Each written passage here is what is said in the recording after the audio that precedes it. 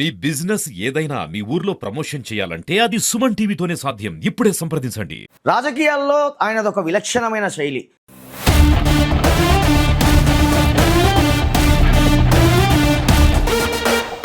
ఇలాంటి రాజకీయ కుటుంబ నేపథ్యం లేకపోయినా జెడ్పీటీసీగా, జిల్లా పరిషత్ చైర్మన్గా, ఎమ్మెల్యేగా ఎన్నికై ప్రజల మెప్పు పొందిన ఘన చరిత్ర ఆయన సొంతం.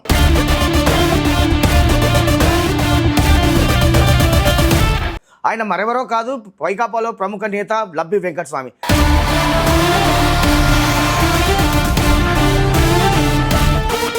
సార్ నమస్తే అండి. వెంకటస్వామి, రాజకీయ అరంగేటం ఏ విధంగా జరిగింది అసలు? నేను రాజకీయాలకు రావడం ప్రధానంగా రాడికల్ స్టూడెంట్ యూనియన్ అనే ఒక ఆర్గనైజేషన్లో విద్యార్థి నాయకుడిగా ఉండేవాళ్ళు. పాములపాడు జెడ్పీటీసీగా మీకు అవకాశం ఏ విధంగా వచ్చిందండి? పాములపాడు జెడ్పీటీసీగా అవకాశం అనేది నా సొంత నిర్ణయం.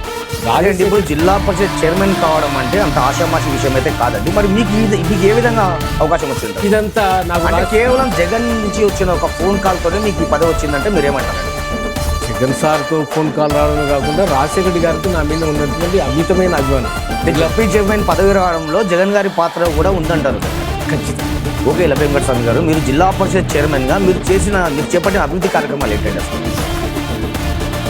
జెడ్పీ చైర్మన్గా ఉన్న మీకు 2009లో మళ్ళీ నందికొట్కూరు ఎమ్మెల్యేగా అవకాశం వచ్చింది.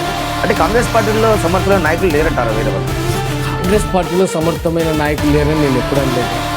కాంగ్రెస్ పార్టీలో సమర్థమైన నాయకత్వాన్ని పేద ప్రజల దగ్గరికి ఎవరైతే తీసుకుపోగలుగుతారో, పేదవాని అచింతలో ఎవరైతే ఉంటారో, పేదవాని సంక్షేమం గురించి ఎవరైతే ఆర్ఎన్ఎస్లు ఆలోచిస్తాడో, కృషి చేస్తాడో వానికి టికెట్.